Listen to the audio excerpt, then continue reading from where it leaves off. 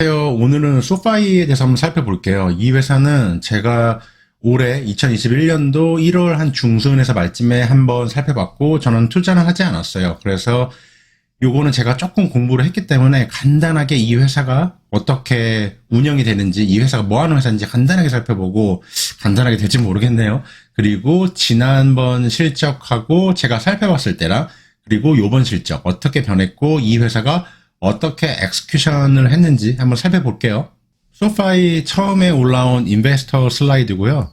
이 그림 한 장으로 소파이가 무슨 일 하는지 다 담고 있어요. 회사들은 이렇게 첫 장이라든가 첫 글자 이런 거를 저는 중요시 생각하고 신경을 쓴다고 생각하거든요. 요 중심에 뭐가 있죠? 전화기가 있죠. 요즘에 많이 쓰고 있는 앱. 이게 중심에 있습니다. 거기에 소파이가 있고요. 그리고 요거 같은 경우는 카드죠. 이게 뭐 데뷔 카드도 될 수 있고 신용카드도 될 수 있고. 그래서 신용카드라고 보면은 얘네들이 우리는 신용카드도 하고 데뷔 카드도 하고. 그럼 데뷔 카드는 아무래도 뭐 체킹 어카운트라든가 아니면 세이빙 어카운트 이런 것도 하고 있는 거가 의미를 하는 게 되는 거고. 이게 신용카드로 보게 되면은 우리는 대출 산업도 한다. 그래서 요게 앱을 중심으로 이렇게 모이게 되는 구조가 되고 있다고 저는 생각을 했고요. 요거 같은 경우는 여기 달러 표시가 있어요. 여기 보면 선풍기가 있죠. 그래서 네가 우리 이 금고에다가 달러를 이렇게 넣어 놓으면은 선풍기로 불어가지고 크게 불려줄게. 그래서 얘네들이 하는 사업인 첫 번째 뭐가 있죠? 대출이 있죠.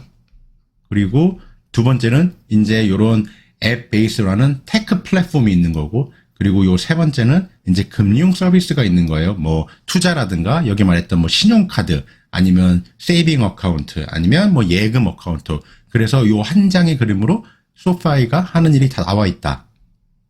앞서서 설명드린 대로 이렇게 세 가지 비즈니스가 있다고 얘기를 했고, 그림 그대로 가운데 테크 플랫폼이 있고, 그리고 이제 대출, 나머지는 이제 파이낸셜 서비스가 있습니다. 이렇게 세 개로 얘네들이 이제 영업을 한다.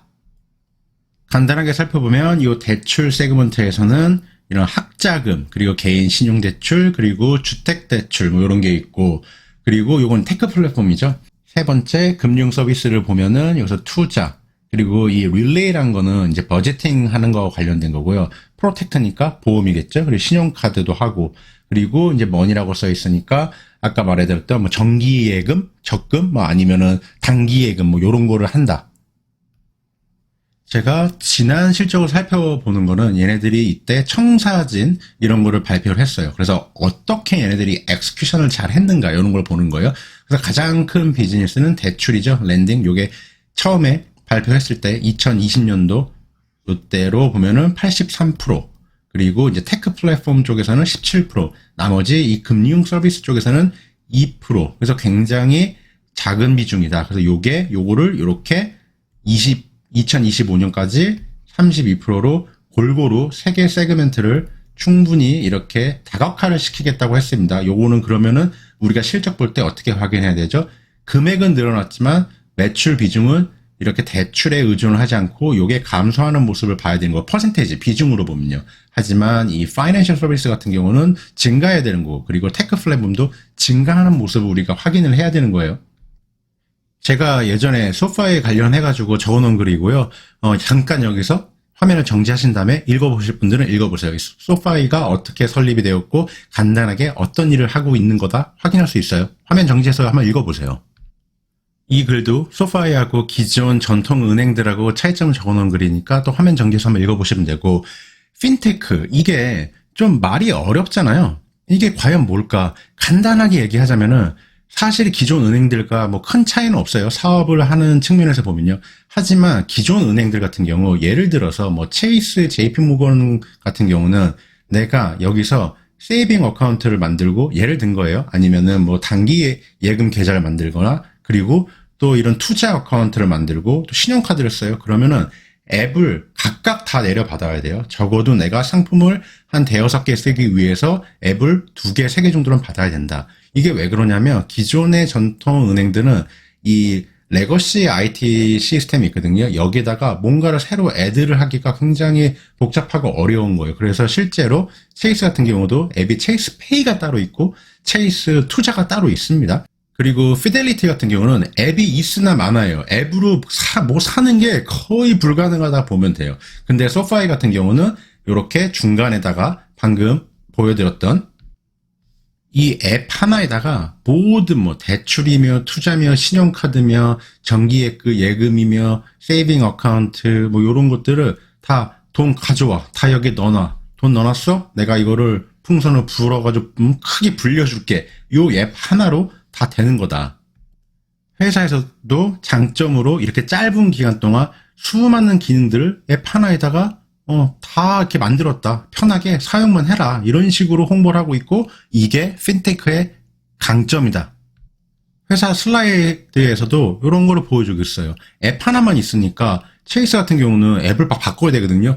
나 요번에 체이스를 통해서 예를 들어서 나 투자하고 싶은데 그러면은 거기에 체이스 인베스트가 있거든. 거기 그 앱을 다운받아. 나 요번에 체이스를 통해 가지고 신용카드 만들고 싶은데 그러면은 체이스 신용카드 앱을 받아. 나 요번에 체이스를 통해 대출하고 싶은데 그럼 체이스 대출 앱을 받아. 요런 식으로 가는데 얘는 소파이는 앱 하나로 빠르게 네가 원하는 컨텐츠를 편리하게 구입할 수 있다. 그래서 요 모든 것들이 앱 하나로 다 된다. 돈 빌리고 싶어? 여기로 해. 그리고 어카운트 하나 열고 싶어? 여기로 해. 주식 사고 팔고 싶어? 여기다가 해. 현금 넣고 싶어? 여기다가 해. 그리고 네가 특별히 뭐 조금 더 어느 쪽으로 돈을 벌고 싶어? 우리 그런 거 있어. 그래서 요런 것들을 이렇게 편하게 아무 때나 어떤 플랫폼으로도 어디 장소에 구애받지도 않고 간단하게 할 수 있다. 요런 거를 이렇게 슬라이드에서 담아놨고 실제로도 핀테크가 가진 강점이 그렇게 편리성과 앱 하나로 사람들이 그런 크로스 셀링이 가능하니까 이런 광고비 지출이 얼마 안 들어가는 거예요. 왜냐면 체이스 같은 경우는 따로따로 이렇게 돈을 써야 되는데 왜냐면 내가 체이스 인베스트먼트 요거 앱을 갖고 있어요. 예를 들어서요. 그러면 야 우리 체이스페이 우리 하고 있다면 해볼래? 그럼 어떻게 해야 돼? 야 체이스페이라는 앱이 있거든. 그거 다운 받아. 이렇게 되는 동안 고객이 딴 거 해볼까? 이렇게 될 수 있는데 소파이 같은 경우는 야 나 요번에 전자결제 뭐 하나 해보고 싶은데 그래? 앱의 그 두 번째 섹션 그거 눌러. 나 요번에 크립토 커런시 사고 싶은데 그 다섯 번째 섹션 눌러. 요런 식으로 편하게 한다. 아까 회사 세계 비즈니스 세그먼트 얘기하다가 하나 빠뜨린 게 있는데 요 에이펙스 클리어링이란 거를 6분의 1 지분을 보유도 하고 있어요. 거기서 여기서 생겨나는 뭐 수익금이라든가 그런 것도 또 추가로 있다. 이렇게 보시면 되고요. 갈릴레오에 대해서 간단하게 말씀드리면 얘는 핀테크나 작은 이런 작은 소형 은행들을 보살펴주는 그런 백본이라고 보면 되거든요. 그래서 즉 파이낸셜 백본 이런 시스템이고 인프라스트럭처라고 보면 됩니다. 예를 들어서 로빈후드에서 계좌 증권 계좌를 열어가지고 거래하잖아요. 그러면 여기에 어카운트들이 만들어지는 이런 파이낸셜 백본, 즉 인프라스트럭처를 이 갈릴레오가 제공을 한다. 이렇게 보시면 될 것 같아요. 실적 분석은 다음 편, 2편으로 넘어갈게요. 이렇게 은행에 대해서 간단하게 줄여서 한다고 했는데도 이게 벌써 이제 10분 정도가 되는데 하나 얘네 사업에서 중요하게 봐야 되는 게 요거예요. 랜딩. 얘네가 비즈니스 요게 83%를 차지했잖아요. 2020년 기준으로요. 랜딩 비즈니스. 요거가 얘네들의 매출의 83%를 차지하잖아요. 그런데 이 대출이란 거는 내가 소파이예요. 그러면 어떤 사람이 돈을 와가지고 빌려달래요. 그걸 대출이라고 하잖아요. 근데 소파이는 돈이 어디서 나요? 어디서선가 다른 데서 돈을 빌려와야 돼요. 그래서 즉 얘네가 비즈니스 할 때 이 실적 보고서를 보면은 오리지네이팅 100%라고 적었거든요. 그 말은 자기네들이 이 대출금에 대해서 100%다 오리지네이팅 한다는 말이에요. 돈을 다 어디서 땡겨온다는 말이에요. 그래서 이 대출금을 이렇게 사람한테 빌려주겠죠. 그러면은 여기서 증권이 생기죠. 요 대출 증권 요거를 딴 데다가 이렇게 리셀하는 거예요. 그래서 요런 비즈니스 모델이라면 되고 근데 이 대출금을 어디서 돈을 땡겨오던가 아니면 어디 담보로 잡혀가지고 돈을 가져와야 되잖아요. 그런데 아직 소파이가 내셔널 뱅크 차러가 아니거든요. 소파이가 이런 은행 허가를 받은 작은 지역 은행들을 전체로 인수를 하는 게 이 소파이를 내셔널 뱅크 차러 이거를 은행 라이센스를 받으려고 그래요. 이거를 받으면은 장점이 뭐냐.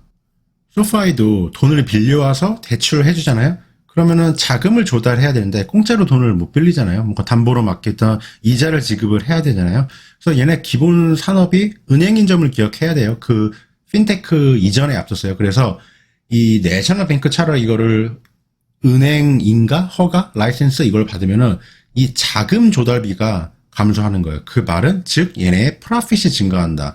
핀테크 말이 좀 멋지고 좋긴 하지만 결국 은행하고 다른 게 없다. 본질적으로 은행하고 다르게 보면은 안 돼요. 얘는 결국 은행업이에요. 은행업은 예대마진, 님, 그리고 net interest margin으로 먹고 사는 거잖아요. 그래서 결국 얘네들은 이 핀테크, 특히 소파이 같은 경우는 은행으로 그렇게 분석을 해야 됩니다. 특히나 이 랜딩 비즈니스가 83%를 차지하고 있거든요. 테크 플랫폼이 17% 정도 차지하고 있고, 그리고 요거는 거의 비중이 거의 없었다. 한 2% 정도였죠. 그래서 요거를 어떻게 이 비즈니스 세그먼트에 대해서 매출 비중을 요거는 더 낮추고 비중을 낮추는 거예요. 매출 금액은 당연히 늘어야겠죠. 그리고 요것도 늘리고 요거는 대폭 늘리고 그래서 요거를 한번 확인해 봐야 되는데 제가 다음 편 영상에서 실적을 얘기를 할게요. 근데 소파이, 핀테크 이 얘네들이 사업이 어떻게 진행되고 어떤 식으로 돈을 벌고 핀테크마다 다 특징이 다르거든요. 그래서 소파이 같은 경우는 요 랜딩으로 많이 확인을 해야 된다. 그리고 요 비중 조절 얘네들이 얼마큼 그렇게 엑스큐션을 잘 하고 있는가 요거를 중점적으로 확인해 볼게요. 구독하기, 좋아요 정말 감사합니다. 이게 영상 찍을 때 아까 전에 영상에도 말씀드렸는데 정말 힘이 되고 정말로 감사드립니다. 그리고 언제나 잃지 않는 투자 되세요. 그럼 이 편에서 뵐게요. 실적 분석 해볼게요.